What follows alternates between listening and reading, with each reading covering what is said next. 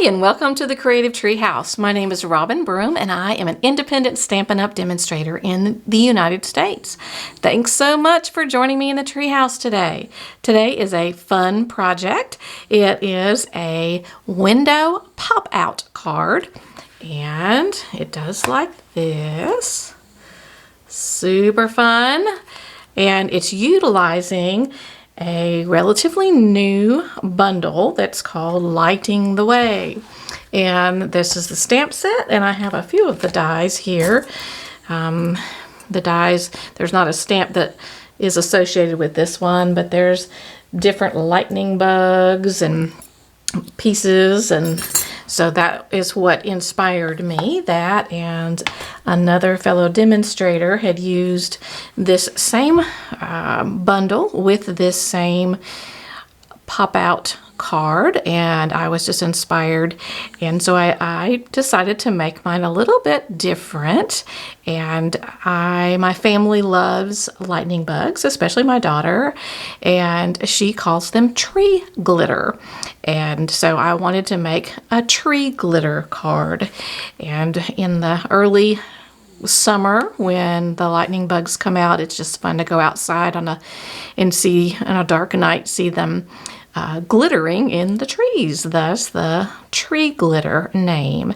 And so I wanted this to kind of remind me of the backyard. So I've made tree leaves and bushes, and these I used the willow die, and that is how I got those. And I used evening evergreen and soft succulent, and I actually got a sponge dauber, and I went over those that way. I'm just going to kind of talk you through the card, and I will walk you through how to make the window pop-out part.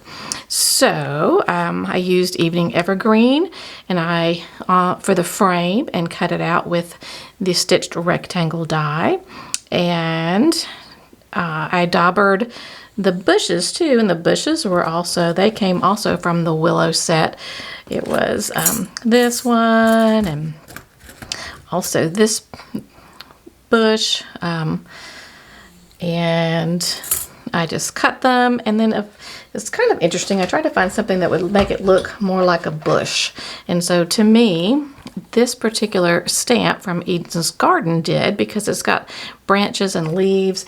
And so I stamped them after I've also daubered, and so that it looks a lot like, or to me, it gives you the illusion of bushes. So let's see what else. The lightning bugs, I put them up on, I believe that's Daffodil Delight. Circles, I used circles from, and as well as those, I used, this were different hole punches that are very widths or diameters, and and then the two little ladybugs, I always do that, lightning bugs. I really wanted the contrast between the bugs and the night of navy, the dark sky, and so I decided to fussy cut, and I got even closer than the dies do, but there are dies for those. And let's see, I think that's about all for that. This is let's see, copper foil is what I used here, and I also used vellum. And let's see, what I did for the vellum was I took vellum, and I took the die, and then I just drew around where just the vellum was going to be, and just cut that out, not with the die, and that gave me a way to know exactly where it needed to be, and then just use liquid glue behind it. You would need to do 2 of these, because as it opens, if you look on the back, you can see the back side. So you want 2 of those. And then for the globe, whatever that part is right there, again, I just drew out, and I put, I think it was So Saffron, the light yellow I did here, and then I made a candle flame out of using just different colors, probably Mango Melody maybe, and then I also used some markers. to make a flame. Definitely muted when you have it behind the vellum. All right, I think that's the most of what happens with the front of the card. And then on the inside of the card, it's just fun how this element kind of just floats, and it shows up on the inside as well. And so I carried over just a little bit of the willow here. And then this is gold embossed and gold embossed. And this, I don't think you can tell, it's not too super shiny, but I ended up doing black embossing here. It just made it stand out more. And this little guy is kind of fun because he's pieces. And when you first look at just the various pieces, you're thinking, what is this? But you kind of build a bug. So you've heard of Build-A-Bear. This is Build-A-Bug. And let me see if I can show you the pieces. I think I used gray granite for his body. And then for his wings, he's got these wings, but then I used vellum for this part, and that goes up underneath. See, this is the head right there, his head, so they all just kind of layer together. And then this one, I believe this is probably Daffodil Delight, and that again is his head, and it just goes up underneath, and so it just layers like that. And so you get the glowy part of his tail, and you would just, I use liquid glue to put all those together. So just imagine that they're back together. And I also used, because I thought I needed a little bit more contrast. Let me pull this back in so you can see it. And so I actually used a little bit of the Night of Navy on a sponge dauber for the parts that were the gray granite. Another thing to note when you're making a card like this is it's actually better if this inside piece is thinner. It's not as thick of a cardstock. And that reason being, it just makes it bulky. And then I added more bulk, but with the soft succulent, the evening evergreen, and another piece of Night of Navy, and also the where the sentiment is, the circle from the sentiment. And let's see if there's anything else on that. I don't think so. I think I've covered the basics of that. Yeah, I left his wings loose right there. I think that's all. Let me tell you how to put it together if you've never made one of the window pop-out cards. So we'll go over that very quickly, and you need whatever color card base that you would like. And I use Night of Navy, and it's just the 8.5 by 5.5 scored at 4 1/4. Then you'll need another piece, and it is 6 1/4 by 5.5. So it's the same 5.5, but it's 6 1/4. And then you will score it at 2 and 4. And when you do that, you end up, this panel ends up being just a little bit larger. So then we're gonna accordion fold it. So you're gonna do like this, and you'll do like that. And then that gives you your accordion fold. And I think I might actually use this one. So what I'm gonna do, let me go ahead and see if I have my, I do somewhere. I was gonna look for my bone folder. It's over there somewhere. What we'll do, whatever shape, and this is just fun because we utilized the lantern. So, but you're gonna put it relatively even on both sides, and then pretty much I put it right in the center. We're going to run it through the die machine, and let me go do that right now, and then I'll come back and we will finish the card. So give me just a second and I will die cut this.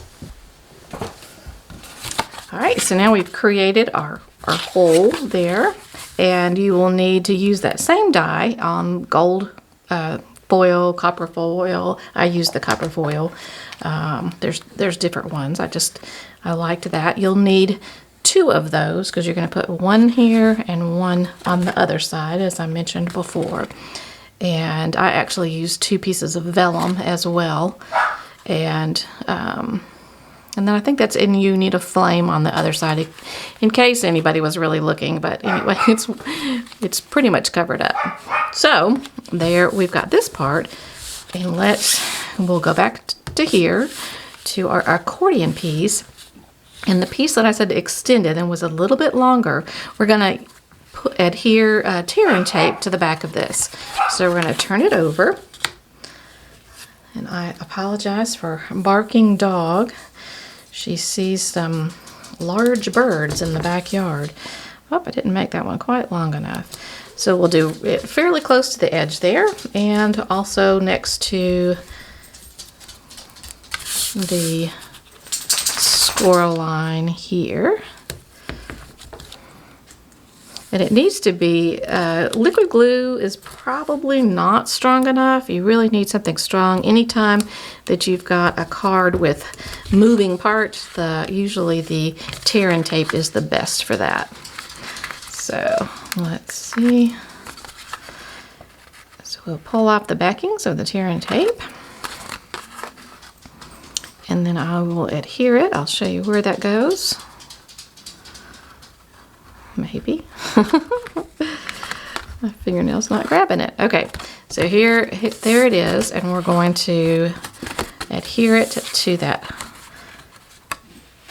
back piece on the side, and you're just going to line it up even with the card base like that. And so now you have your accordion part. The next thing that you need to do is you need to have little hinges, and they don't really matter on the size. I cut mine out because you're not going to see them. But I cut mine. They were 3 inches by 3/4 of an inch, and I scored it at 1.5. So down the middle. So then what you're going to do is you're going to adhere it. And again, tear-in tape is your best friend in this. So we're going to put one up at the top. Let me see if I can get it fairly close to the top and fairly close to the edge. There, I may have gone over the edge. Let's see. Okay, and then the same for the bottom. And then we'll get this in place and fold it over. All right.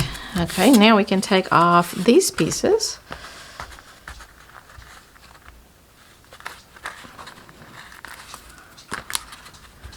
And it will be, the whole mechanism will be finished. You can see how that works. You can do all sorts of shapes and things. You can just do rectangles or circles or whatever shape, and including odd ones like this one with the lantern. So, and it's just fun how it works. Okay, so now that we have all of that, what we're going to do is we're going to leave that up. And we are going to, actually we're not, we're going to take it and bring it this way, lay it down on top of that. Okay, so your hinges live right here. So, and then you just open and close it. So, and your lantern will fit right in there, but that's how it works. And that's why you only see just a tiny bit of the back side of it if you were to flip it over. So that's the mechanism. That's how that works. So, and like I said, you can see that it's kind of bulky, and I added even more bulk to mine. But that is how you make a window pop-out card.